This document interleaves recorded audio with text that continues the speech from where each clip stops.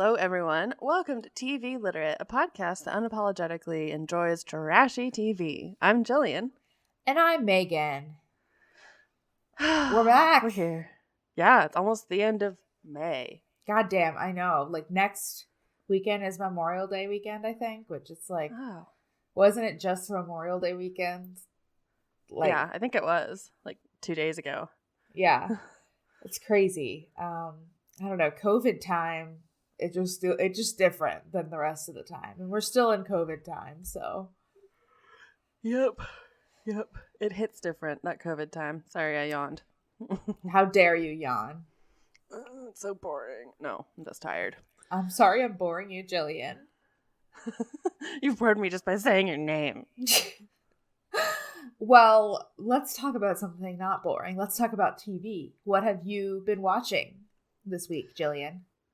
Oh, man. So we've been watching a lot of movies this week. Like, we've been really going hard on all of the, like, small, like, Netflix and Hulu and release shit from 2019, 2020, and 21 that we have missed. There have been some good ones, some real big stinkers. But that's kind of all we've been doing, other than we did start watching the new season of Haunted on Netflix. Oh, nice. Yeah. I don't know. That's about it. What have you guys been watching?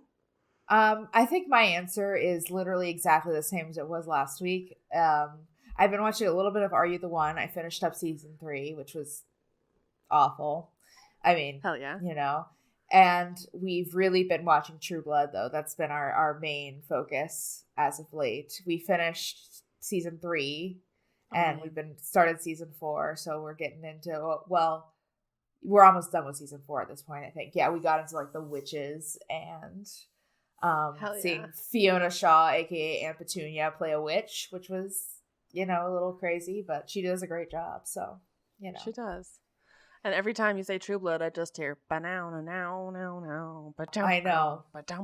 Oh, that intro. It's one of my all-time favorite TV intros. It's so good. It's one that we never skip. I never skip it. It's just like part of the show. We skip so much, like so many intros. Yeah. Like, and it's reasonable. But this one, no, I just sit there for like the full minute and a half. Never get tired of it. It just fits. It fits so well with the vibe of the show. It just works. It's just so perfect. I don't know what you done to me, but I know this much is true. Oh, God. Classic. Oh, it's so good. So good. I used to put that on, like, driving playlists. Oh, yeah, it's in a the good middle, one. Because then you can, like, really, like, amp up and be like, yeah! Yeah, like, really fucking lose your mind to it. Mm-hmm. And you're, like, 13 hours into a 17-hour road trip, and you're like, I just gotta True Blood it. Gotta get through. Gotta be manic through it, you know, just stay awake. Just survive. Finished 2 audiobooks. Just gotta try and survive. Yes. But speaking of intros. Oh, my favorite intro of all time. So we are back this week. We're back to our roots of just hating on fundies because that's our favorite thing to do. And we got some requests to go back and do more of the Bates family from some of the listeners. And, I mean, we're going to do what you guys want us to do and also what we want to do, which is trash on fundies. Yeah. I mean, we're going to do what we want to do, but, like, we obviously will take your suggestions into account. Definitely. Always. So today we are going to talk about the first half of the second season of Bringing Up Bates from Up Faith and Family TV network. Up Faith and Family. They should pay us. They shouldn't. No, yeah. I do not want to be sponsored by anything like this. No, I'm good. I don't want them to know we exist, honestly. Yes, that would be ideal. All right, okay, let's just jump in. Let's just go for it. Let's just fucking go and do this. So we've got Bringing Up Bates, Season 2, Episode 1. All together now. All together now. I hate this episode because it just reminded me again that the fucking evangelicals won't celebrate just like really simple secular holidays with any form of like normalcy. Like Valentine's Day. It's like, yeah, why do you have to be extra? They rename it I Love You Day. Like, it's literally, this sounds like exactly the same thing as Valentine's Day. Like, why do you guys got to be so extra about it? Yeah. I don't get it. I don't, like, no one's worshiping Saint Valentine on Valentine's Day. Like, No, really. no. At least not anymore, that's for sure. I don't even know if they ever did. I don't think so, Let's but Google that. Yeah, I mean, I think Saint Valentine like died by like getting shot a lot by arrows. So like, yeah. not great. No, not really. Yeah, I hate how they do holidays. The Mm-hmm. fundamentalists. It's weird. But yeah, so starting out with this episode, we have Alyssa and John arriving in from Florida for a visit. Mm-hmm. Alyssa is 8 months pregnant, and she talks a little bit about how road trips are different while you're pregnant because you have to make a lot of stops, which I can imagine that. I mean, I can't imagine making more stops than I have to. I always have to pee on road trips. Like every hour, I'm like, I gotta pee. Sorry. I have a huge bladder, so unless my blood sugar is really high, I usually can just go. Man, you're so lucky. I know. I've literally waited in line to go to the bathroom, gone to the bathroom, gone out, and then had to go wait back in line because I had to pee again. Nice, nice, Iconic. Iconic iconic. bladder. We love it. Yeah. Anyways. So they have a big weekend ahead of them. The Bates do. All of the couples are in town, including Brandon, who is dating Michaela. And they have lots of plans, including I Love You Day, which is, like we talked about, literally just Valentine's Day. Mm-hmm. Like yeah, on just Valentine's to say I Day, love too. you to all of your family members. It's like, yep, that's what Valentine's Day is. You guys figured it out. Good job. Good job.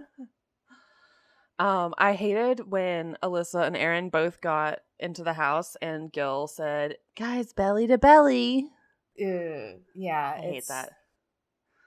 I'm chill with dudes being excited about pregnant women having babies and like being excited for additions to the family, etc. But like, please don't do that. Don't say belly to belly. Don't push your two daughters' bellies together because that's weird. It's very weird, for sure, for sure.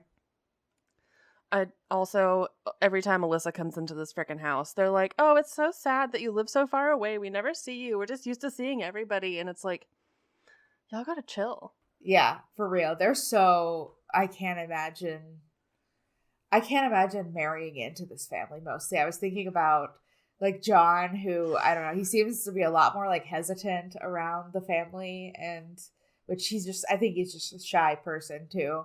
But it's like, God, I can't imagine just having to deal with that and not having grown up that way.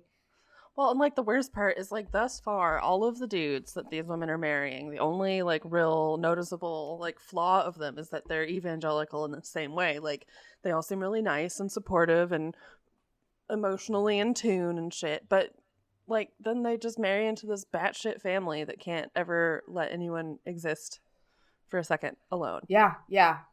It's just, and everyone's always in each other's business, and there's like this kind of agreed upon thing that like secrets don't exist. Like you literally can't tell anybody anything. And not only that, but like, I don't even know.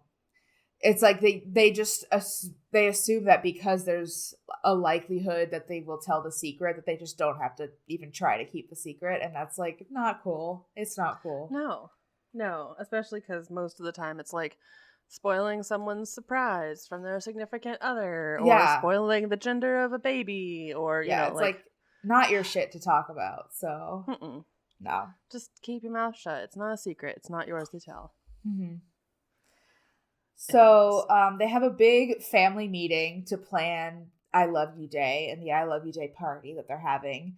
So they made this into like I talked about, a big family holiday that kind of includes gift giving. And they're planning to go shopping the next day to get gifts. This whole thing is just so evangelical family. Like everyone rolls in on like a Thursday. And then they have a I Love You Day on a Friday and a baby shower on the Saturday. And they've done zero planning or like shopping for any of these things. I cannot tell you how stressed out I felt like watching this and just always watching them and the Duckers. They're the exact same way. They wait till the last minute to plan everything, these huge events. and they just like it's too much. It's so chaotic. Yeah, this would all be a lot easier and like not as like stressful and fuck you up. If you could just plan like a bit at a time. Right. Oh God. So while right after their meeting, suddenly a quartet of old men in orange vests show up in the house, and they're trying to figure out who they're there for, and it ends up being for Whitney from Zach, and it's like I don't even know, this like barbershop quartet of men. It's singing so funny to her too, because it's a barbershop quartet, but they called themselves the Three Nice Guys. And there's 4 of them. There's 4 of them. Yeah, I don't like, even the Bates picked up on that weirdness. Yeah, like, was there originally supposed to be 3 and then one of them just like weaseled their way in, or do they just really not know how to count, or is one man just bad? Good point. Maybe it's usually the 3 nice guys and 1 bad daddy. Yeah, exactly. Bad daddy. Oh God, I don't know. I feel so bad for how much I dislike Carlin and Tori this whole part, because I'm like, I know they're teenage girls. Like, at this point, they're just teenage girls, but man. Yeah, they're annoying for sure. Agreed.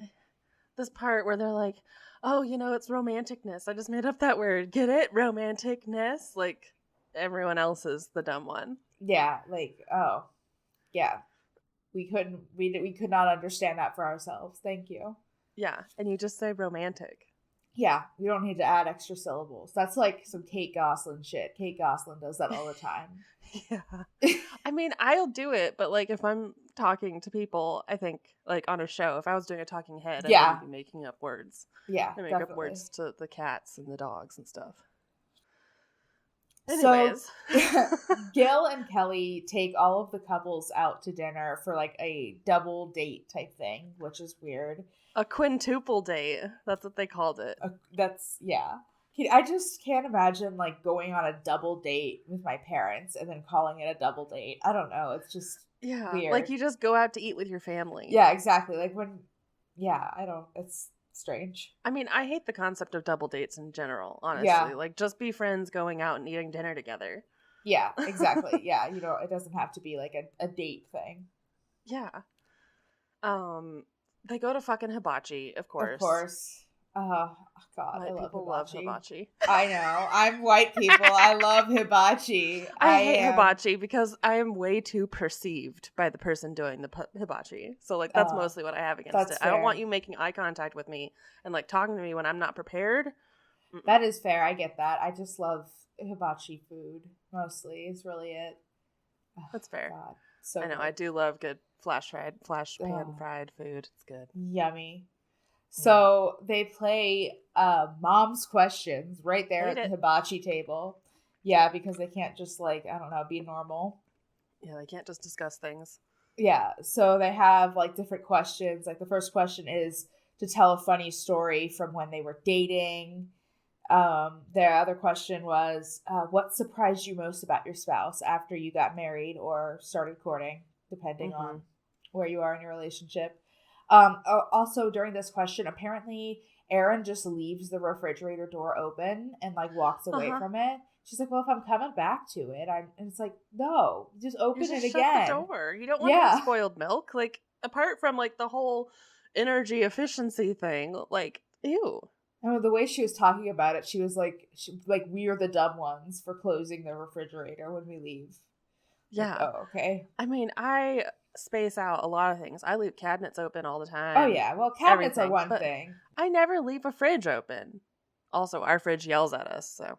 Oh yeah, ours does too. Thank God, because our fridge has an issue with like you have to. Sometimes it doesn't close all the way, and thank God it yells at us because we got the new fridge because for my birthday 3 years ago, Chris got me a DQ cake.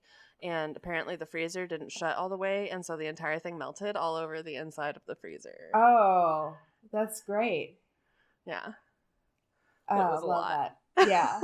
Happy birthday. We got a whole new fridge. We were like, fuck this. Yeah. Don't blame me there. And then the last question they ask is their fondest memory together. Oh, I fucking hated this part because John said, being alone together finally. Yeah. And I'm like, ew, you guys are all so obsessed with telling people that you have sex.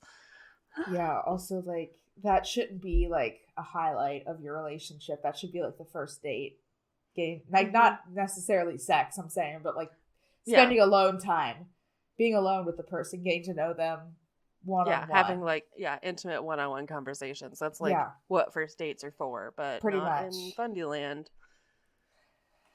Okay, so for I Love You Day, each child gets to draw a name to buy gifts for that other child. And they do this to kind of prevent the same kids from, like, picking the same kids. I mean, they do this to introduce their children to each other. Yes, pretty much. They're like, yeah, we want all of our kids to have a bond with each other. And so they have to, like, orchestrate it because they have so many kids that it's not natural. It wouldn't be natural for them to just be like, oh, yeah, should probably get to know what my brother likes. Mm-hmm. Yeah, like, they don't often hang out, like, the little kids and, like, the big kids together. But it was, I guess it's nice. Like, I mean, obviously, it's disturbing to be in that situation given how many kids you have. But, like, it is nice to see that compared to, like, the Duggar buddy system thing, which is, like, the same kids all together. Like, the older kids take care of the younger kids. And they're, like, always in the same groups. It's nice that it's not like that, at least not as apparently like that in the Bates family. Oh yeah, I mean, I know that all the older girls definitely raise all the younger kids, but it's not as regimented. Right. So they go to a little, like, gift store to pick out I Love You Day gifts. They have $25 to spend. The only thing I have in my notes from this part is a quote from Lawson, which is, whenever we go to any store, my dad starts sweating like crazy. I know. And then they hyped it all up, and they never told us how much he spent. Like, they told us how much they spent in season 1 at the Goodwill shop and whatever. Like, you can't just tease that. I want to know how much all the gifts cost. For real. So there are 2 parts of this that we did not address yet. So the first is that they passingly refer to that little, like, fucking diner table at the front of their house. You know, like, the benches, looks like a restaurant table. They call that the courting booth. No, I don't care for that. I don't care for that at all. No, you get to sit across the table from each other. Right. Like you're at a McDonald's. Like a simulated date. Yeah, it's very weird. And then fucking Gil, the psychopath, somehow, this man is such a fucking psychopath. He says, nothing like a secret to create an atmosphere of connection. It's like, I don't think that's how secrets work. No, that's not. No, your relationship should not be founded on secrets. That's not a healthy foundation. I really don't feel more connected to anybody when I find out they've been keeping a secret from me. No. Like, surprises, sure. Yeah. And, like, Secret Santa, like, what they're doing is totally fine. Like, that's cool and cute and a connection activity. But, like, it's not because of the secret. Right. No. Back at the house, they're moving furniture around. Everyone's getting ready for the party, which, again, I think it's just, like, the family. But that's still a lot of people. Yeah, it's like 25 people altogether. Right. Brandon is working on a surprise gift for Gil and Kelly. The boys are tasked with putting the piñata up in the house, and they just fucking back up a fucking crane. Yeah, just absolutely the most chaotic possible solution. Yeah. Like, no, they're not gonna even, like, drill a fucking hole in a wall and, like, create a pulley system or something. No, they're gonna just back up a crane and stick it through a window in the house. God, just going for it. That is 100% like what my husband would do, though, if he had access to a crane. So thankfully he does not have access to a crane easily. Wow. Because I feel like it would be bad. I know what we're getting him next year for his birthday. Oh, God, please. You'll deal with any of the... I'll send all of the medical bills we get when he, I don't know, falls. I'll send them to your house, too. Okay. They wrap all the gifts. They decorate the house. Dinner's ready. They have a little bit of a dinner together. They're emphasizing, taking time for others and blah, blah, blah, blah, blah, I hate how often they say the word fellowship in these 7 episodes. Oh my God. They didn't say it so like much. At all in the first season. And now it's like, so, the city mission, the Huntington City mission, we went and like donated some stuff down there. And the guy who runs it was telling us that two dudes had gotten into a fight and that he, that's why he was late, whatever. We were, whatever. Mm-hmm. Anyways, so he said that they were having some intense fellowship, and that's all I can think of because that's how he described them having a fight. It's weird. I don't understand the word fellowship. They use it as every part of the sentence. It's like a verb, it's a noun. Yeah. It's just like they'll say like let's fellowship, and that doesn't sound right to me. And now we're gonna go fellowship. Yeah, or like I don't know. It's weird. I don't know, but yeah, they use it. I noticed that too. They used it so much in these episodes. Mm-hmm. I hate it. I hate the word fellowship in general because it's just been so fucked by religion. Mm-hmm. I don't know. This whole thing was weird. Everything they were saying during this part was just weird. Like Gil being like, sometimes people don't show love back to you. Sometime along the way, someone's going to hurt your feelings. And the best thing to do is say, I'm just going to forgive you. And it's like, can you imagine fucking Jim Bob saying that? Because I can. Like just being like, oh, just forgive Josh. Oh, definitely that. For sure. Mm-hmm. I don't know. Yeah, Gil was full on in preacher mode at this table. And it's really interesting to hear these people talk about like loving others and accepting others and like forgiving others. But it's just like so hypocritical because we know that only goes for like people like them. Mm-hmm. Yeah, that they have their Trump 2020 hats stored in the closet when the film crew comes. Right. It's just okay. It's real rich coming from you folk. Real fucking rich. And speaking of, Tennessee just passed a fucking bill. The governor just signed it into law today that says that any establishment that it was willing to serve trans people must now have a sign saying that it does not matter what biological sex you are to enter any of the restrooms. What the fuck? It's so fucked. Why are they like this? Why are people like this? Everybody's got to have somebody to blame all the world's problems on. God, yeah. Anyway, they do their little gift exchange, and it went well, I guess. I don't know. Brandon made the Bates family tree with everyone's picture on it, which got brownie points from Gil and Kelly. Mm-hmm. It was cute. Mm-hmm. It was, a cute little gift for soon-to-be in-laws. Yeah, definitely an in-law gift. Yeah, no shame in sucking up there. So the part of this when they're exchanging gifts and they're talking to the little boys, and the little boys were too excited about their gifts to thank people, and then they asked them, so what do you do when someone gives you a gift? She said, you thank them and then you hug them. And then I realized that every single one of them did that. Like, you thank the person and then you get up and you hug them. Yeah. And I don't know, it was so weird. It just felt like it was some kind of like office secret Santa party where people were trying to like foster relationships. Yeah, it's weird for sure. It definitely like it doesn't. The dynamic there is so weird in like these huge families compared to like I don't know I have only one sibling, so yeah, it's just it's weird. It seems so weird. Like I think I could probably like get around like 5 kids. Yeah, it seems like everybody could know each other. Yeah, but then it's like once you get past that, it's just way too chaotic. Yeah. And there's too much difference between like the first and the last kid if you have them all at the same time. Right. Age difference. Anyways. So after I Love You Night, Kelly Jo is like, oh my God, I'm so stressed. I still haven't done anything for the baby shower. So she goes to the grocery store at midnight. God, these people stress me out so fucking much. I just can't imagine it being like midnight the day of the baby shower and being like, oh yeah, I still have to go get stuff for the baby shower. And not like last minute stuff, like all food. Of the stuff. Yeah. It's not like picking up pre-prepared food. It's like she went to go buy all the stuff to make food to bring. Yeah, right. Oh, God, I can't. It's so stressful. So, then we are at the baby shower. All of the kids get assigned roles for the shower. They set it all up. They decorate it all in an hour. Everyone's going, and then...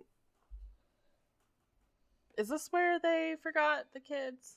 Or the no, that's at the other baby shower. That's at Aaron's baby shower. Fuck.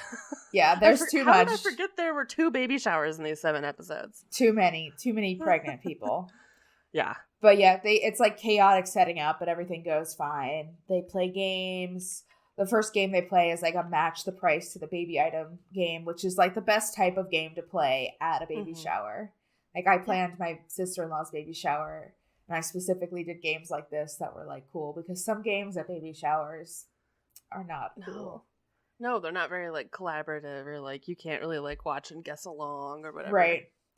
Yeah, because the next game they play is that awful ribbon game, which I fucking hate. And whoever does this at my baby shower will be like, I'll kill them before they do it. Yeah, like it's just, I don't know, it's not great to be like, oh, how big do you think? It's just like not a good game. No, like if you want to do like a bet on the baby at that point, do like what day and hour is she gonna go into labor kind of pool, whatever. Yeah, whatever. Sack of jelly beans, I don't know. Right. So yeah, they open up gifts after the games, and they get a lot of gifts. At the end of this episode, Gil makes plans with Brandon to get together with his parents before the relationship progresses any further. I'm still wilded out that they were courting for over a year and a half before he proposed. Seems crazy long compared to the other fundies that we're used to them having like a month and a half courtship and then 2 months of an engagement and then they're married. Yeah, it's wild. I guess, I don't know, Michaela has a lot of patience. Yeah, I guess. I guess you gotta, being one of the top oldest girls. Right, yeah. Comes with the territory. God. Okay, so episode 2, Future In-Laws. So yeah, this kind of leads right in from the last episode. Kelly, Gil, and Michaela are going to Chicago to meet with Brandon. I think Brandon's currently in Chicago, and his parents live in Michigan, and so they're all meeting in Chicago. And the parents have met before, and they know Brandon's parents very well, but they haven't like sat down and had a like, oh, our kids are serious about each other kind of meeting yet. Which feels weird again. Yeah. I don't know why parents are brokering children's relationships. It's very weird. It is weird. Yeah. I'm just thinking like my parents and Kyler's parents didn't meet each other until like we moved in together.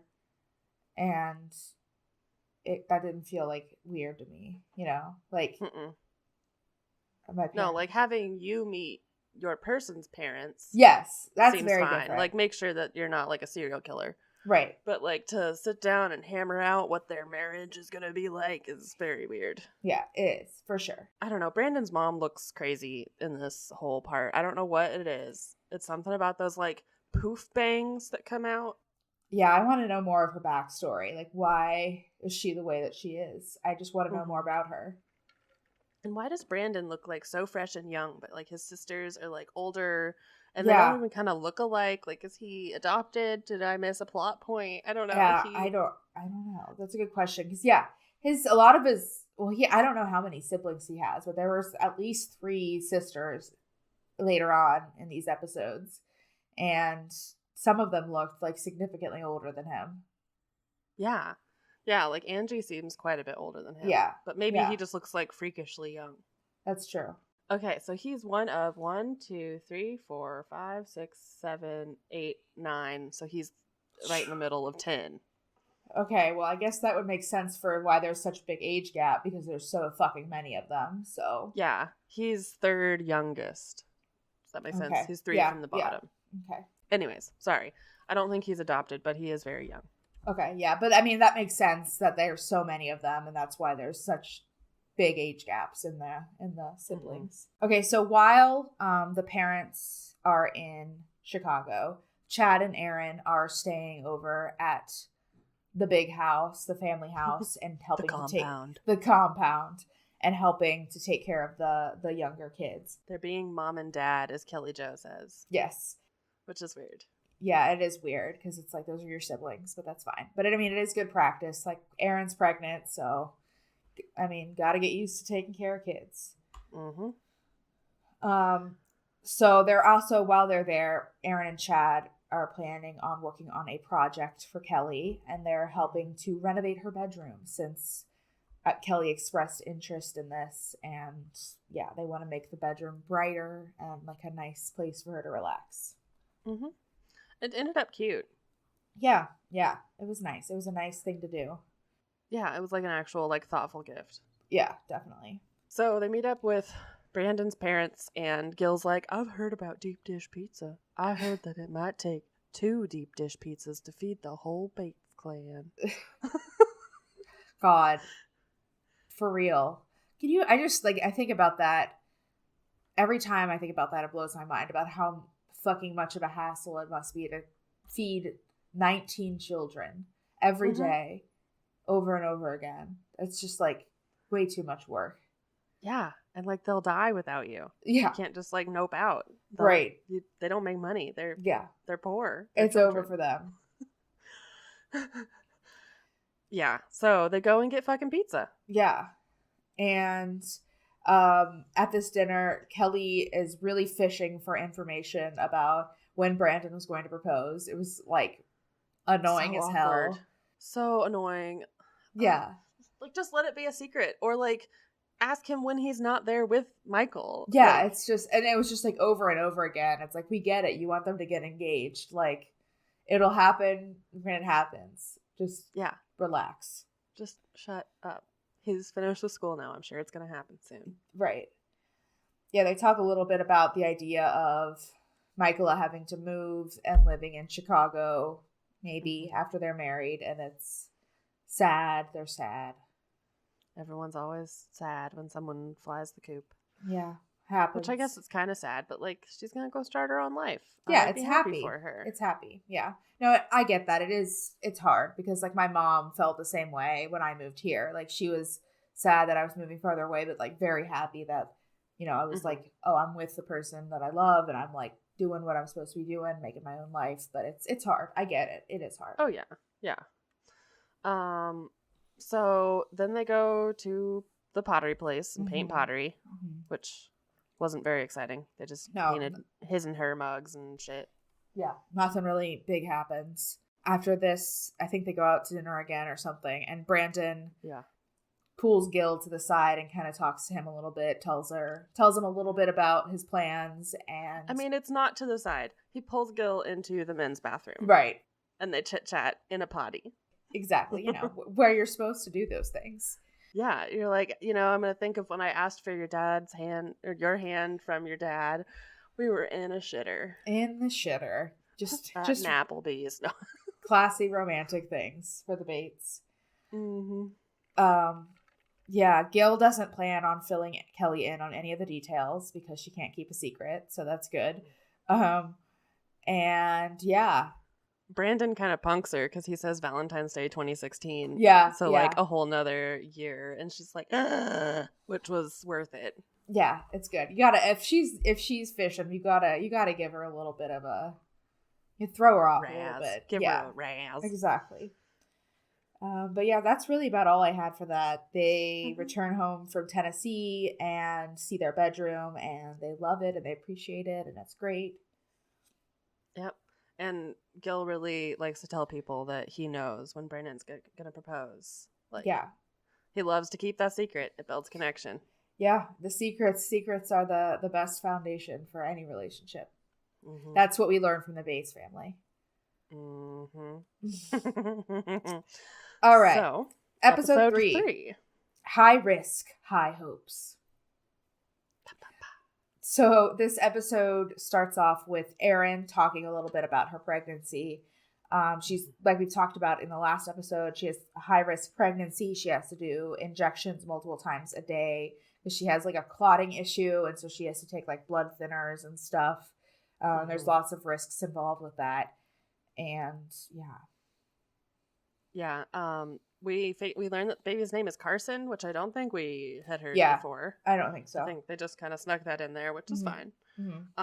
So little baby Carson is chilling, and she needs more folic acid because her blood cells are still too big, but they're checking the cord velocity to see that the placenta isn't being clotted off. Right. And the doctor confirms that she will continue doing the shots every day up until she goes into labor. Bloody, bloody, blah. God, can you imagine being on blood thinners when you give birth? No. That sounds Fuck. terrifying as fuck. That's so scary. For a second, I thought you were going to be like, can you imagine giving yourself shots every day? And I was going to be like, yep, I can. I sure can imagine that, actually. No, I know. I can definitely imagine that one. I Yeah. just can't imagine being like, oh yeah, you know, I don't know when I'm going to go into labor, but this could That's be my terrifying. last shot of blood thinner before I literally shoot a human out of my body and hopefully not bleed to death. No, thank you. No, thank you. Ugh. I'm good. Ugh.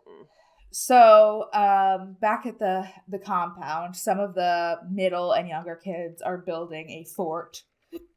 Mm-hmm. A fort outside their house. You can really tell how, like, indoctrinated these kids are with the we're better than other people, because they're like, well, we actually go outside and we have fun. There's no TV or video games. But I feel like I distinctly remember Jessa talking about this and being like, oh yeah, like, we go outside. We don't do... And it's like, do you guys think that, like, kids with TVs and iPads and PlayStations, do you think we don't go outside too? We don't have that option? Because we do. They do. They do think that. It's a very Fox News thing. Like, kids these days, vitamin D deficiencies because they never go outside. And you're like, well, we're in a pandemic right now, so. I do have a vitamin D deficiency, so, you know. I do too. It happens. But I feel like being outside wouldn't make that better. No. For me, because I would die of other things. Exactly. You know what? Yeah. So in an effort to spend some time with their younger siblings, Lawson, Nathan, and Trace take the younger boys golfing. And they talk a little bit about how it's hard to find time because they're all so busy now that they're adults. Like, what are they busy with? I don't know. I mean, Nathan has school and a job, but, like, you still live at home. Yeah. They tell a story about how when Lawson and Nathan were younger, Nathan went to go pick up a golf ball, and Lawson just straight up hit him in the face with the golf club, and that's a very chaotic story. That is chaotic. God. And confirms that Lawson, honestly, I think, we're in season 2 now, I think I'm safe to say that Lawson is the Spurgeon.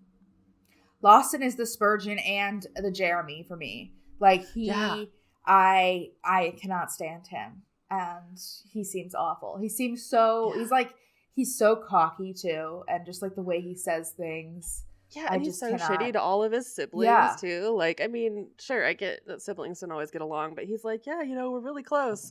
Fuck this guy. Yeah, basically. No, it's fine. He sucks. Yep, fuck Lawson. Yeah, so let's see. Oh, Aaron and Chad have Zach and Whitney over for dinner. And I just have to say, baby Bradley is so fucking cute. Holy shit. Is so cute. He's like the perfect baby.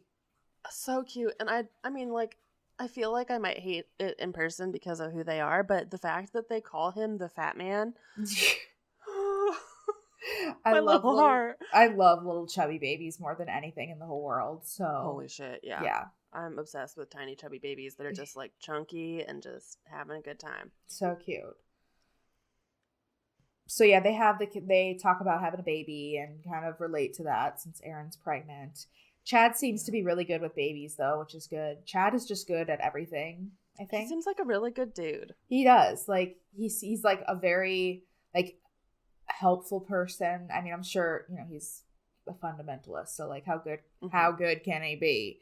But like he seems at least to be like a good husband and to actually like care about his wife and his wife's happiness, and he seems to like being around kids. So honestly, I think most of the Bates girls really are marrying up in like all of the factors. Like all their husbands are like, you know, usually pretty educated, pretty smart, went to regular school, right? Like they're kind, they're sensitive, they're, you know, like all these things. And whereas like the Duggars, they just fucking married other trash people. Yeah, pretty Except much. for Ben, who's just a stoner.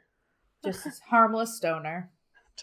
I don't know if we'll go harmless, but he's just a stoner. Yeah, I would say harmless among like in at least in relation to the other Duggars and Duggar-in-laws. Yeah. I don't know. Again, I want to like Zach, but he's just too John David for me. Yes. Because they're like talking about like packing and everything. And he's like, you know, Whitney's so organized. She's got this diaper bag going. And you're like, okay, that sounds good. And he's like, I have no idea what goes in it. I don't know what most of it's for. And you're like, That's not something to be proud of, bud. No, yeah, you should definitely know how to pack a diaper bag for your own child. Like, if your fucking wife dies in the next childbirth, like, learn how to do it before that happens. If you don't normally do it, that's fine if it's like normally the other person that does it, but you should at least know how to do it in case of an emergency. Yeah. Anyways, we're back at Bates' house, Bate compound, after this. And they are doing that fucking fort, and then the big boys start shooting the little boys with BB guns. And I hate this. I hate this whole thing. Nothing could be wholesome. They just had to destroy it. Yeah. It's just, they're just assholes. Yeah, they're all The attention has to be on them. They have to make sure the power trip is known to everyone. And yeah, it's cool. Because you know that Jeb and Judson really fucking care that they're powerful. It's not like they just idolize their brothers or something. No, not at all. Okay, the last part is where they actually sit down and have their fucking dinner. Yeah. I don't know why I'm so sassy about that. But I'm sassy. They kind of just talk a little bit about Erin's pregnancy, and she said she's been feeling better and she feels like the worst of it is over for her. Which is very Chekhov's gun of this whole season. Yeah. Exactly. Is the worst of it over? We will see. Honestly, okay, so I think out of all the sisters, I think Erin is the Jessa, maybe Jill. Because Erin seems like really like in line and like she's gonna do stuff, but we figure out all these little like tidbits, like she's never changed a diaper because she's like, these aren't my kids. I'm not changing their diaper. Yeah, and she didn't know how to cook before she was married.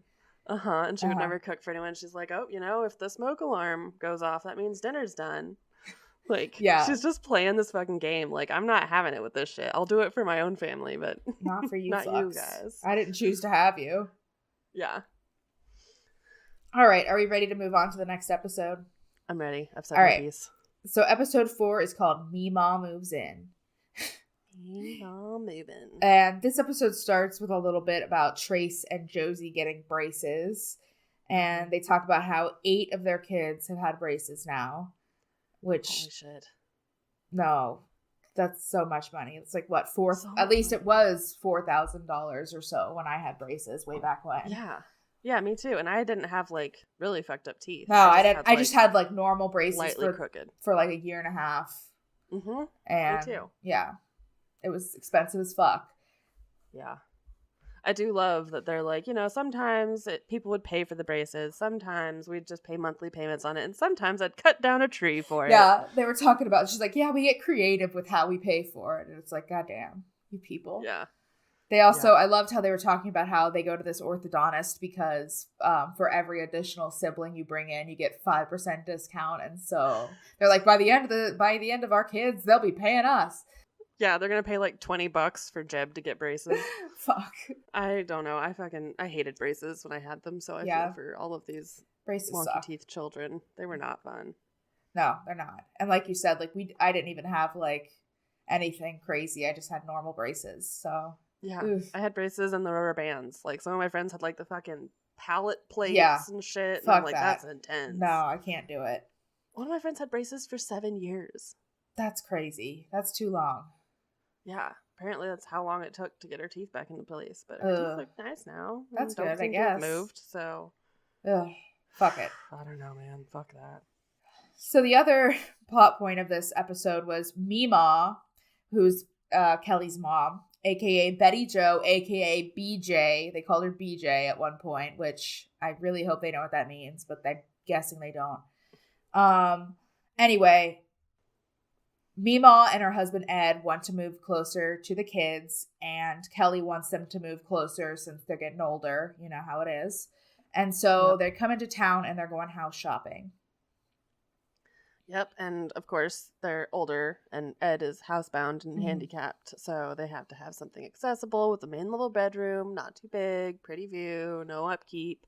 So they go and look at a condo first, which doesn't have a main level bedroom, and ends up having like 3 flights of stairs to get from the garage up. Like, not good. That's bad for like me, and I'm 30. Yeah, exactly. No thanks. I don't want to eat shit on my way down to the garage. No. Second house had too big of a yard, but it's pretty and more of what they want, but they don't have a roll-in shower, which is a bummer, and it's a little far. Mm-hmm. So then after they see a couple houses, they kind of start talking about, well, maybe the best idea would be for you to just build your own house since you have, so many accommodations you need, and it might be the best way to go. And so that's kind of where they end up leaning, I think, towards the end of this. I really want to know why BJ and Ed, and I think just BJ kind of in general, has money, like so much money. Because like all the kids were describing her house as like the rich people house, and like she's living in, was it Charleston, South Carolina? I think she was living in Charleston. Somewhere, yeah, I think so. Something like that. Like a place where it's not the cheapest housing. Yeah. Like, I don't know. It's very weird. I want to know why. Yeah, I don't really know. Like, what do they do? How do they get their money? Yeah, good question. Do they have an empire? That's the real question. Yep. So back over at the house, the kids are going to Zach and Whitney's house for a sleepover. And while they're at the sleepover, Gil is surprising them by building a swing set. Mm-hmm. And of course, not with any like swing set plans or like lumber. Nothing. They just use telephone poles and a hope and a prayer. And a hope and a prayer, yeah. So like the first night that they're gone, he gets the older boys to kind of help him clear an area. And I have a quote from him here, which is, well, our problem was we didn't have any plans or materials. And it's like, yeah, that sounds like a problem. That sounds like a very specifically y'all's problem. Mm-hmm. So that night, they really only finish kind of clearing the area, digging holes. That's about it. The next morning, they get back at work. And as always, things are taking way longer than they expected because no time management skills whatsoever. Who knew that 10-foot electrical poles were so heavy? I know, right? I think everyone knows that. I would assume that for sure. Yeah. I don't think they're hollow. I think they're big. Mm-hmm. So while the boys are working on the swing set, Kelly and Meemaw take the kids to a petting zoo to kill some time before they bring them back. They feed camels. They see a bunch of animals. It was a pretty depressing zoo. It was kind of like Tiger King-ish, like lots of small cages with exotics in it. Probably not great. They really liked the llamas and tried to get the llamas to spit at them, which don't. It smells really bad. Yeah, no thanks. So then after they finish up there, they come back and they're like the outline of the swing set is up. The actual I don't know. They don't even have any swings for it. No swings, nothing. Just like the bare bones of the swing set. It could be a swing set or the gallows. You never know. We'll see what it is. We'll see how good your behavior is tonight. Will determine what this turns into. And they totally didn't cover this, but did you notice that in this part of the scene, Trace had his arm in a sling that he didn't have his arm in before? I didn't notice that. Yeah, he was just like standing off to the side and like his arm's like in a black sling. Oh, like God. This dude like fucking broke his arm trying to lift a pole. That's funny because the last quote I have in this section is, we had to resort to Daniel Boone principles, and OSHA wasn't around in Daniel Boone's day. Mm-mm. Also, okay, so I told you this, but I haven't told our listeners this. I was in this part of Tennessee this past weekend. God bless your soul. Holy shit, it's really bad. I didn't realize that I was so close to where they live. They lived in Rocky Top, and I went down to, like, between Chattanooga and Knoxville. So I went, like, right fucking through where they live, and I'm so bummed I didn't get to, like, compound it. But it's not that far, so. Yeah, we can go back. Anyways, they're fucking obsessed with Daniel Boone. Mm-hmm. Yes. I didn't even know Tennessee was so obsessed with Daniel Boone. Yeah.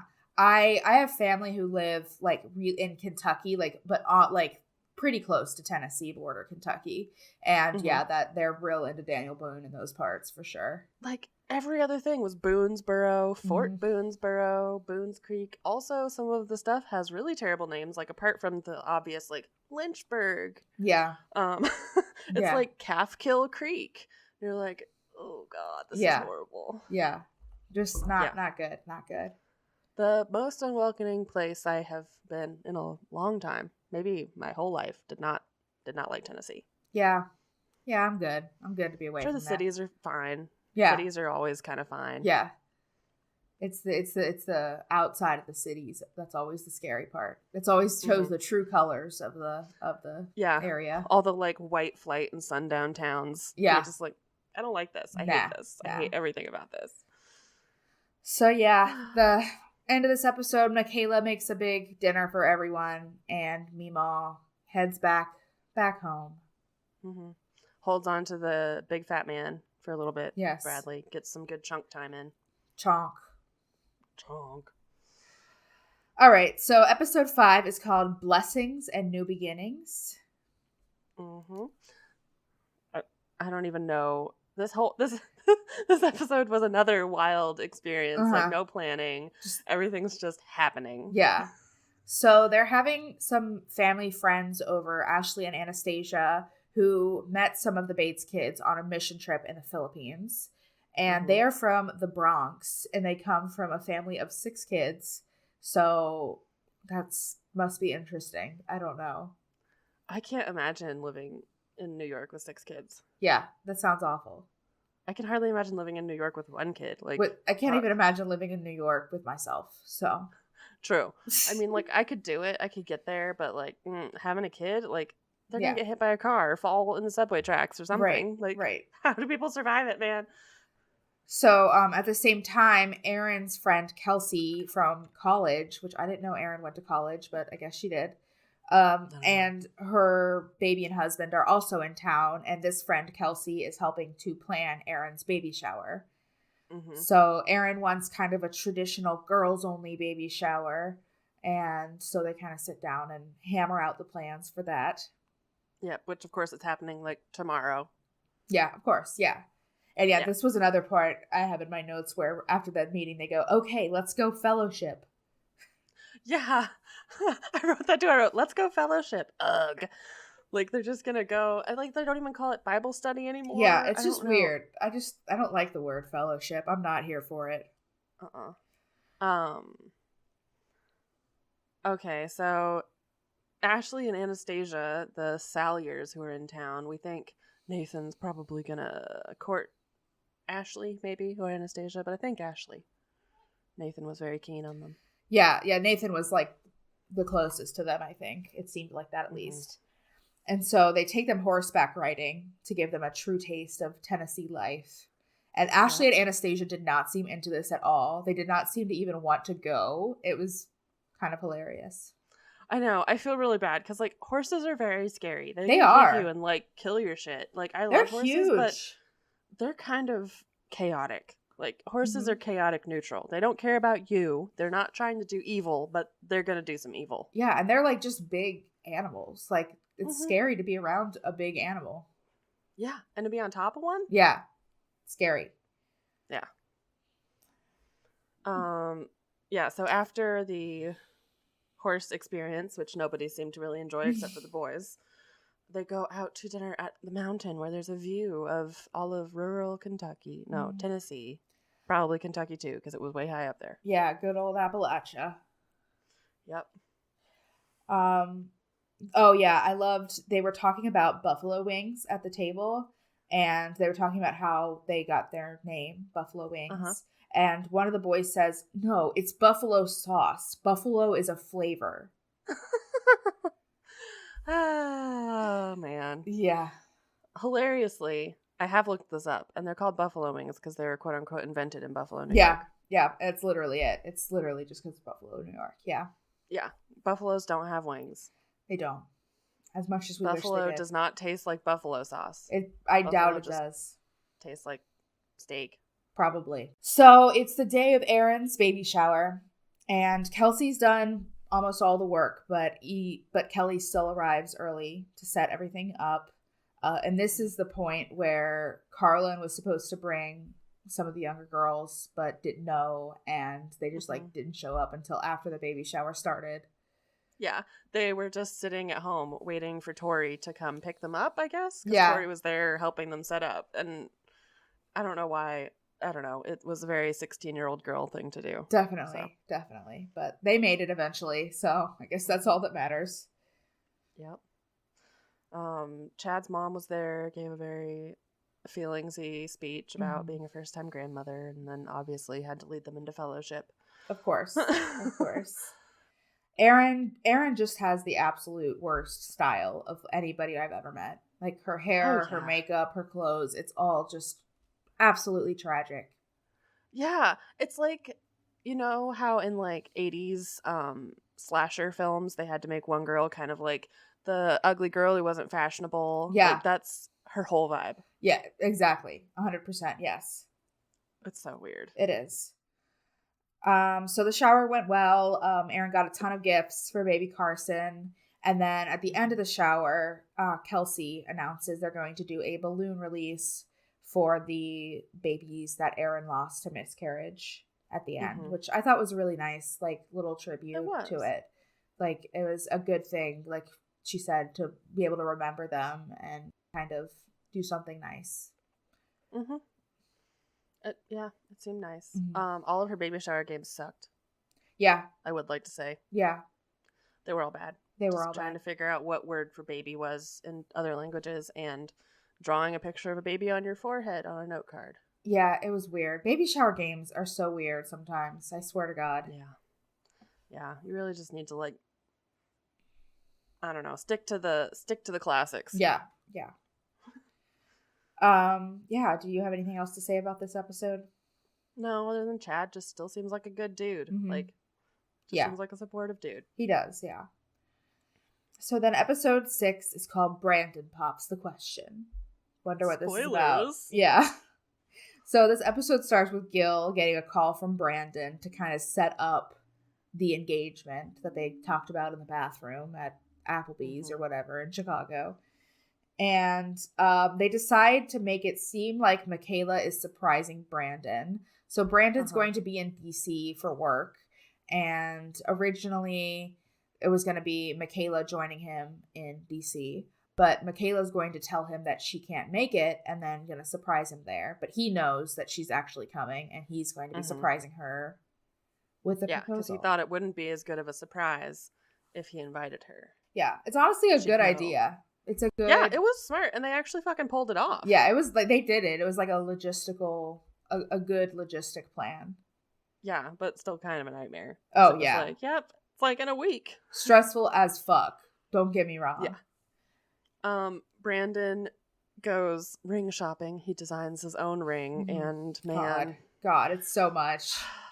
This is a person... This man, I think, has only seen class rings. And he liked how those looked. Yeah. He talks about how this ring has this whole concept behind it. And the concept is God orchestrating one event after the other, which, like, okay. So it has, like, their initials, and the center stone represents God being in the center of their relationship. And it's just, ugh. Yeah, and like the stone is like raised and has like a little heart underneath it as a hole. Yeah. And like she's gonna catch that on everything and pop that diamond out. Yeah, no thanks. I loved how he gave the designer all these really like specific things that he wants. And he's like, yeah, I need this done in 3 weeks. Michaela enlists Angie's help, and Angie is Brandon's sister, and she lives in DC, I think, with a surprise where Michaela is basically going to be surprising her at Angie's house, or surprising Brandon at Angie's house. Yeah, I think he's staying with Angie too. Yeah. And then his other sister, Becky. Yeah. So it's a full house. Yep. We do get an interruption of the proposal. Alyssa pops out the baby. Oh, and nobody can even get there. It's such a fast labor. Her name's Allie Jane, and she was born during their flight while they flew over to Florida. And Alyssa had her at a birthing center, and Gil and Kelly get to see her the next day. And the baby is so cute. She has so much hair. She was so cute. And like they mentioned that like Alyssa looks good after having a baby, and like holy shit, that girl just like that baby was a whole tummy. There's no like extra. Well, they showed her at the baby shower, and she was really small. Like she looked like she was like maybe 4 or 5 months pregnant. Like I don't know. It's like crazy how some people just like do not look that pregnant, and they just bounce right back. Yeah, and I guess the baby was only like 6 pounds, 11 ounces. Yeah. So like a pretty petite baby. Yeah. Not big, not too big. Not a chonker. So Gil and Kelly basically just stop by in Orlando to say hi to the baby. And then they're planning to fly straight to Washington, D.C. to surprise Michaela when she is engaged, after she's engaged. Mm-hmm. So, yeah. So then we get into the actual thing of it all. And Brandon is planning a big treasure hunt with the ring at the end for Michaela. Mm-hmm. So him and his sister kind of sit down and map out the routes, and she's familiar with DC, and figure out where everything's going to go and that kind of stuff.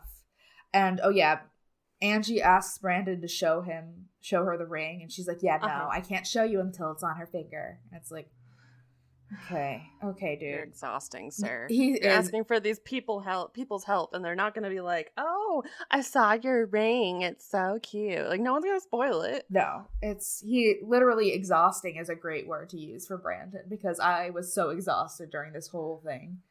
Oh my god. Yeah, this scavenger hunt was like the longest scavenger hunt over the most space ever. It was way too much. It was way too much. Have you ever been to DC?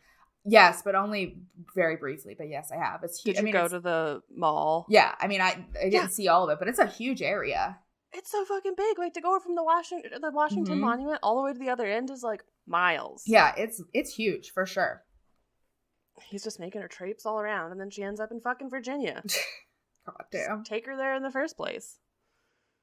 So, basically, when Michaela arrives in DC, she stops at a coffee shop and calls Angie, and Angie basically sends Brandon out, and then Michaela comes to Angie's house and is there when Brandon arrives back. Mm-hmm. Obviously, Brandon knows that she's going to be there, but he acts surprised. And he did a pretty good job. Yeah. I don't think he gave off the thing too much. And then once they, settle in and stuff, they go to the Ferris wheel in DC.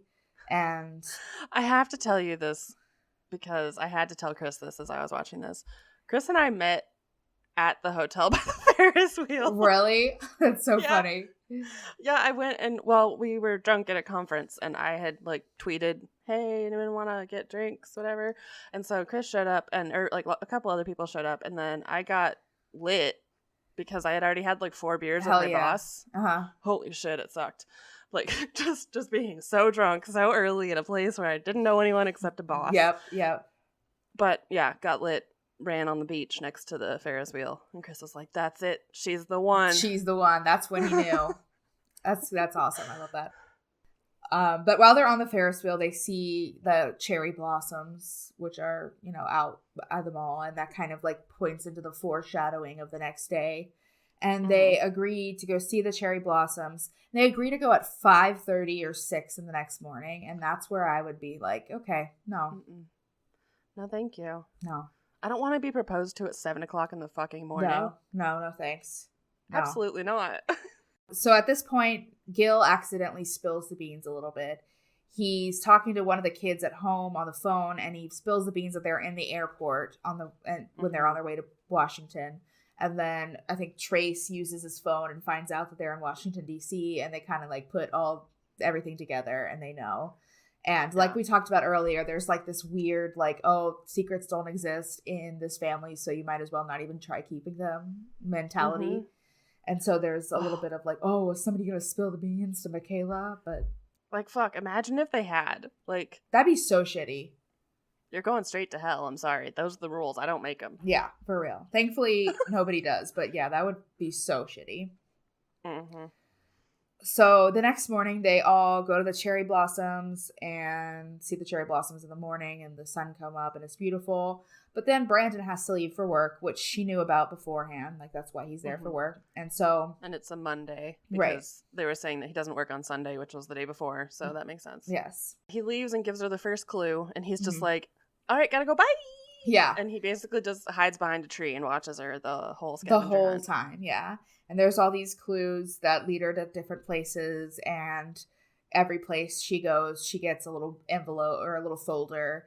And the folder, I swear, this is so fucking much. The folder has each folder, and I think there were how many were there? I don't remember.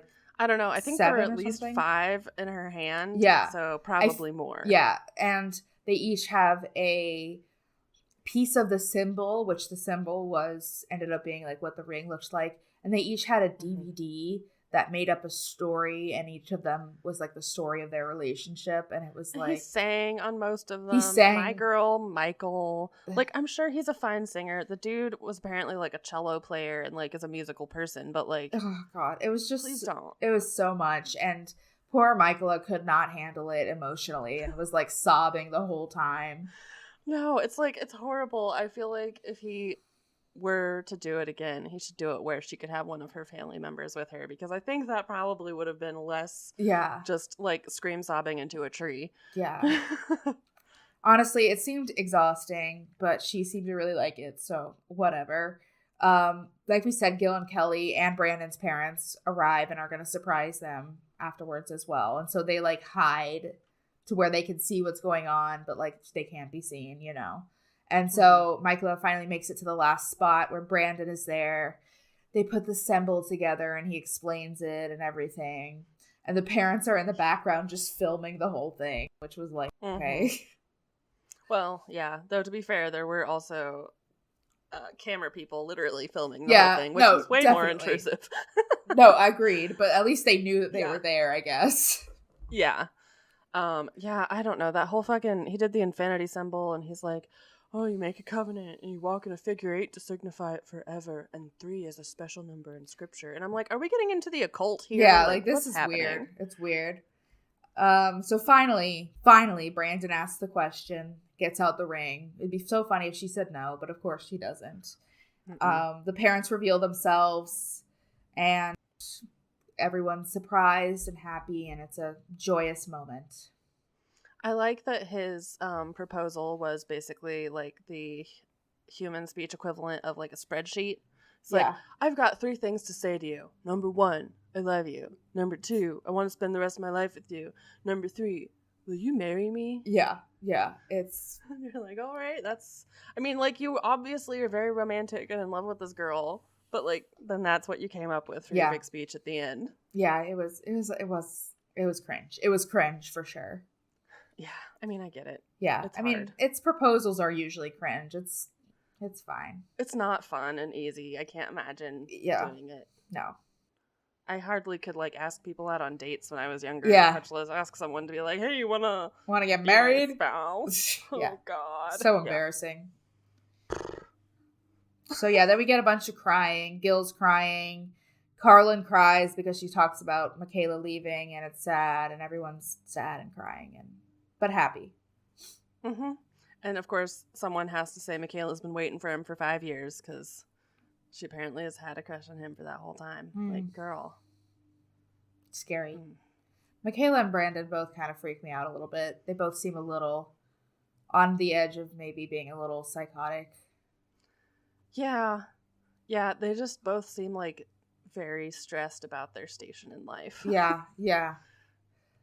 All right, let's go into the last episode for this episode 7. That was a lot episode for episode. Lots of the word episode. I apologize. So at the beginning of this episode, Gil and Kelly sit down with Michaela, Michael, whatever you want to call her. I don't know. I just call her Michael because I think that's her like. Yeah, I don't know. Given name. It's hard to tell. But they make some decisions and make checklists about what needs to be done.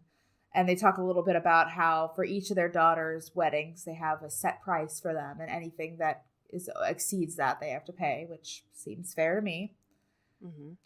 But what really disturbed me here was she was talking about how she wanted a smaller wedding, and when she said smaller wedding, she meant like 500 to 800.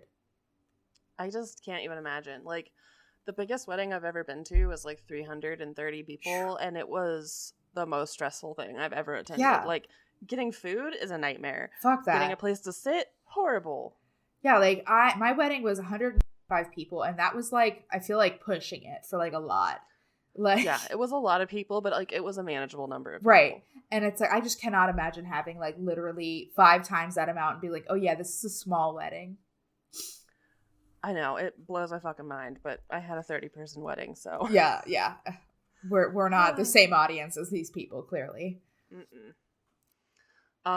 It's always good though for them because they talk about how Kelly Jo's sisters always Kay makes the wedding cake as a wedding gift, and Kim does all the flowers as a wedding gift. So, like, yeah, that's that's a nice. huge expenditure out. For sure. So the first thing on their wedding checklist is to find a church that is available for the date that they want, because apparently there's only one date that will work.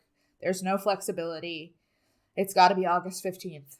No other date. It's got to be August 15th, 2015. Seems weird to me. Like, what? Like, I don't know. Maybe it's an occult thing. Maybe Who he knows? can't get married on the 8th or the 22nd because Jesus wouldn't like it. Mm-hmm. True. I don't know.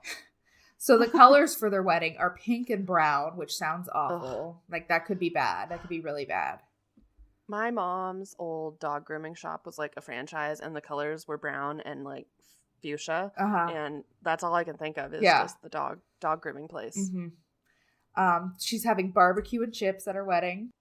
So sounds great. But they talk about how her biggest, like, well, other than like being available on the date, her biggest concern about the church is making sure it goes along with her colors, which is like so weird to me. Also, like, I don't know. You can change the colors of a church. Like, you could get fabric and drape it over something. And like all of the churches that they looked at, I felt like were pretty neutral. Like, they weren't super. They were just wood and gray. Yeah.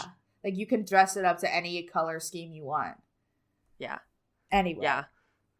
Yeah, the first church didn't go with their colors. Yes. So they said no. Yeah, which it looked neutral to me, so I don't understand, but whatever. I know. I think she just saw like the flowers that were already there that were purple and white, and I'm like, honey, they're not going to be alive in 3 months. Yeah, so you can change those. Switch those out. Yeah, some of these people have no vision.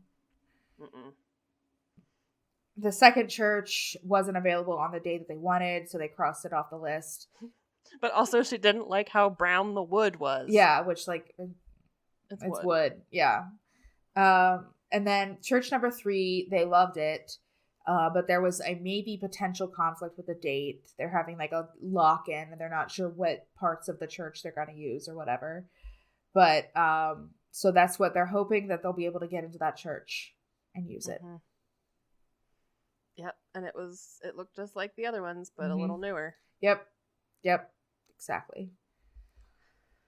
There are so many churches in that part of Tennessee. Like, yeah, I've been in like the deep South. My family's from the deep South. I live here in West Virginia. I've never seen that many signs for churches in my entire life. Like 2 per block. I know, it's crazy. God. So while all this is happening, Aunt Kay, who is Kelly's sister, comes over and teaches the kids how to ice cakes, which was fun. It looked like fun, and it turned into a food fight, which is always fun with kids. Oh, yeah. Yeah, something as easy to get out as icing. Yeah. Like, sure, go for it. Not having a beet water fight. Right, yeah, it's fine. Yeah. No, it was super cute. I like the aunts. They all seem like fine people. I mean, as much as Kelly Jo's definitely like a crazy person, she also doesn't seem as bad as Mama Michelle. No, yeah. I mean, yeah, as much as I cringe and don't like a lot of the things that this family is about, I mean, I have to admit they're like leagues better than the Duggars in a lot of different ways. And even more so than I thought they were going to be. So that's good. I mean, letting their kids go to school? Shit. Like, actually, like, I don't even know, trying to, like, get to know their kids at any level. It's just it's a nice change. Mm-hmm. Being able to name them. Right. I have picked up the names so much faster because, like, they're not just all J fucking names. Yeah, and they have, like, I don't know, it's like they are kind of more encouraged, I think, to be, like, individual people. Maybe not as much as like the normies, but more than the Duggars. Yeah, like you're supposed to be your own person and you can do your own thing, but also you have to have children and teach them about the Lord and Savior Jesus Christ. You could do your own thing and be your own person as long as it still fits within these really uptight guidelines. Yes. Okay, so the last part of this episode talks about Erin a little bit. She starts having frequent painful contractions. And so they head to the hospital where they give Erin some medicine to help try to stop the contractions and kind of get them under control. And they're eventually sent home, but then they have to go to weekly checkups from that point on. Yep. Yeah, and they did the scariest sentence that they've ever said on this show was, well, the heparin can't be stopped because then the baby could get hurt, but heparin could make mom bleed out. Yeah. And I'm like, oh, this is why I don't want to birth the baby. Not a This good is stressful. situation either way around. Yeah, they gave the baby steroids to grow lungs and brains, which is what my mom did too, so it's helpful. Because, I mean, I think she's only, 5 or 6 months along now, so, like, that baby's not going to be okay if it gets born now. Yeah, definitely too early for it to be, like, a good situation. Yeah. But yeah, that about brings us to the end of this episode, I think. Erin's pregnancy is holding out fine, but I mean, she has to go weekly, but she's doing okay. And Michaela and Brandon are hoping to get that third church down for their date, but we will have to wait and see if they do. Bum, bum, bum. That's our big cliffhanger for the day. Yes. How will we survive? How will we go on? I don't think we can. I think we've just got to watch the rest of it. I know.